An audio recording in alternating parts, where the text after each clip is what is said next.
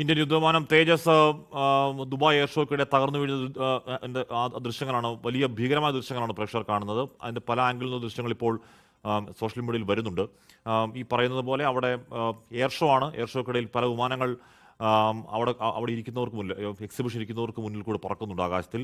അപ്പോൾ അവിടെ അങ്ങനെ കാണാനിരിക്കുന്ന കാണികൾക്ക് മുന്നിൽ പറന്ന, ആകാശത്തേക്ക് പറന്ന ഇന്ത്യയുടെ HAL തേജസ് ആണിപ്പോൾ അവിടെ താഴേക്ക് വീണ് ഒരു അഗ്നിഗോളമായി മാറിയത്. ഇപ്പോഴും അതിന് കൂടുതൽ വിവരങ്ങൾ വരാനിരിക്കുന്നതേ ഉള്ളൂ.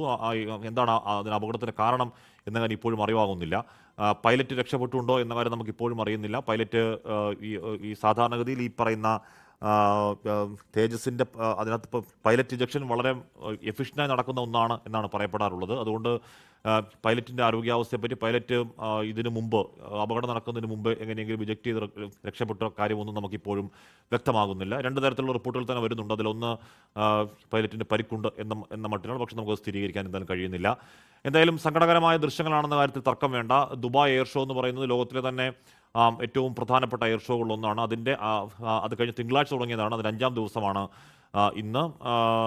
വലിയ വലിയ ബിസിനസ് ഡീലുകൾ നടക്കുന്ന ഒരു എയർ ഷോ കൂടിയാണ് ഈ എയർ ഷോ, ദുബായിയുടെ ഈ എയർ ഷോ. അതിൽ 5ാം ദിവസമാണ് HAL തേജസ് ഈ പറയുന്ന കാണികൾക്ക് മുന്നിൽ പറക്കവേ അത് കടൽ തീരത്ത് തകർന്നു വീണ് വലിയ അഗ്നിഗോളമായി മാറിയത്. അതിൻ്റെ പല ദൃശ്യങ്ങൾ ഇപ്പോൾ പുറത്തേക്ക് വരുന്നുണ്ട്. ബൽറാം നെടുങ്ങാടി വിവരങ്ങളുമായി ചേർന്നു. ബൽറാം, ഇപ്പോഴും പ്രധാനപ്പെട്ട 2 ചോദ്യങ്ങൾ: ഒന്ന്, പൈലറ്റിന് എന്ത് സംഭവിച്ചു? 2, എന്താണ് അപകട കാരണം? അതിന് ഉത്തരം വരുന്നില്ല അല്ലേ?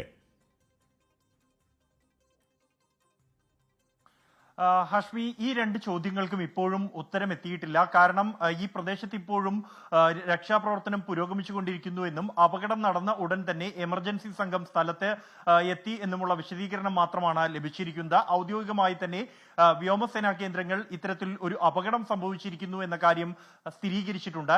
അതിന്റെ കാരണം എന്ത്, പൈലറ്റിന്റെ ആരോഗ്യസ്ഥിതി എങ്ങനെ എന്നീ ചോദ്യങ്ങൾക്ക് ഇപ്പോഴും ഔപചാരികമായ ഒരു വിശദീകരണം ലഭിച്ചിട്ടില്ല. ഇന്ന് ഉച്ചയ്ക്ക് 2:10 ഈ അപകടമുണ്ടാകുന്നത്. ദുബായ് എയർ ഷോയുടെ 5ാം ദിവസമാണ് ഇന്ന് ഏരിയൽ ഷോ നടക്കുന്നതിനിടെയാണ് ഈ അപകടമുണ്ടാകുന്നത്. നിരവധി ആളുകൾ നോക്കി നിൽക്കുന്നതിനിടെയാണ് ഈ അപകടം സംഭവിച്ചത്.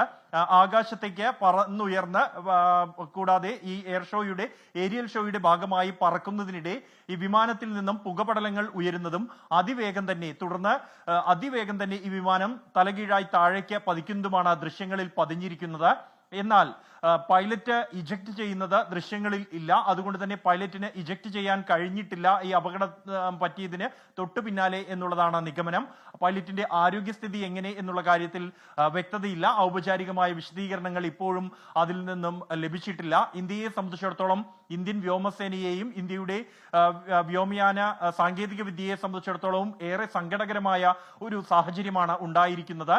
പൂർണ്ണമായും ഇന്ത്യയിൽ നിർമ്മിച്ച ഒരു സൂപ്പർസോണിക് യുദ്ധവിമാനമാണ് HAL തേജസ് യുദ്ധവിമാനം. 2001 പറക്കാൻ ആരംഭിച്ച് അതിൽ ഒട്ടേറെ മാറ്റങ്ങൾ വരുത്തി അപ്ഡേറ്റ് ചെയ്ത ശേഷം 2015 മുതൽ ഇന്ത്യൻ വ്യോമസേനയുടെ ഭാഗമാണ് ഈ യുദ്ധവിമാനം. തുടർന്ന് ഇന്ത്യൻ നാവികസേനയിലും ഈ യുദ്ധവിമാനങ്ങൾ ഉപയോഗിക്കുന്നുണ്ട്. ഇതേ വിഭാഗത്തിൽ, ഇതേ വലിപ്പത്തിൽ പെട്ടവയിൽ ഏറ്റവും ശേഷി കൂടിയ വിമാനമാണ് ആഗോളതലത്തിൽ പോലും തേജസ് യുദ്ധവിമാനത്തെ കണക്കാക്കുന്നത്. നിരവധി എയർ ഷോകളിൽ കണ്ണഞ്ചിപ്പിക്കുന്ന പ്രകടനം കാഴ്ചവെച്ച ഒരു യുദ്ധവിമാനമാണ് തേജസ്. 2015 മുതൽ സേവനം ആരംഭിച്ച് 10 വർഷങ്ങൾക്കിടെ ഒരു അപകടം, അത് കഴിഞ്ഞ വർഷം മാർച്ചിൽ ഒരു അപകടം മാത്രമാണ് ഈ യുദ്ധവിമാനത്തിന് സംഭവിച്ചിരിക്കുന്നത്, അല്ലെങ്കിൽ റിപ്പോർട്ട് ചെയ്യപ്പെട്ടിരിക്കുന്നത്. അത് രാജസ്ഥാനിലെ ജയ്സൽമീറിൽ നടന്ന സംയുക്ത പരിശീലന പറക്കലിനിടെയായിരുന്നു ഈ അപകടം റിപ്പോർട്ട് ചെയ്യപ്പെട്ടത്.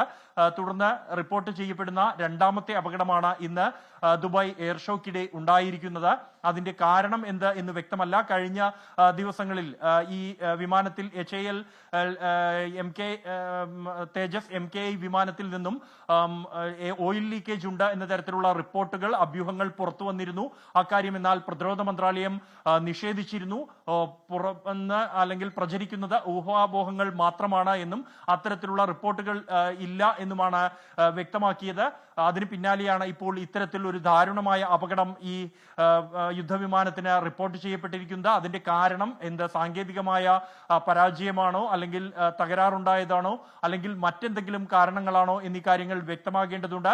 അത് പ്രാഥമികമായ പരിശോധനയ്ക്ക് ശേഷം മാത്രമായിരിക്കും ഇക്കാര്യത്തിൽ ഔപചാരികമായ ഒരു വിശദീകരണം വ്യോമസേനയുടെ ഭാഗത്തു നിന്നും ഉണ്ടാവുക. ഈ അപകടം സംബന്ധിച്ചുള്ള സ്ഥിരീകരണം മാത്രമാണ് ഈ ഘട്ടത്തിൽ പുറത്തു വന്നിരിക്കുന്നത്. നിലവിൽ ഇപ്പോഴും രക്ഷാപ്രവർത്തനം ഈ പ്രദേശത്ത് പുരോഗമിക്കുന്നു എന്ന് തന്നെയാണ്. എമർജൻസി സംഘം അപകടം നടന്ന ഉടൻ തന്നെ സ്ഥലത്തെത്തിയിട്ടുണ്ട്. പൈലറ്റിനെ എത്രയും വേഗം തന്നെ അദ്ദേഹത്തിന് മെഡിക്കൽ സഹായം ലഭിക്കുന്നതിനുള്ള നടപടികളും ഉണ്ടായിട്ടുണ്ട് എന്നാണ് മനസ്സിലാക്കാൻ കഴിയുന്നത്. എന്നാൽ ആരോഗ്യസ്ഥിതി എന്ത് എന്നതുമായി ബന്ധപ്പെട്ട ഔപചാരികമായ വിശദീകരണം ഇനിയും ലഭിക്കേണ്ടതുണ്ട്. ഹഷ്മി, ലോകത്തെവിടെയായാലും ഏത് സമയത്തും 24 വാർത്തകളും ഓഗ്മെന്റഡ് റിയാലിറ്റി പാക്കേജുകളും എക്സ്പ്ലെയിനറുകളും വിശദമായി കാണാൻ ഞങ്ങളുടെ യൂട്യൂബ് ചാനൽ നിങ്ങൾക്ക് സബ്സ്ക്രൈബ് ചെയ്യാം.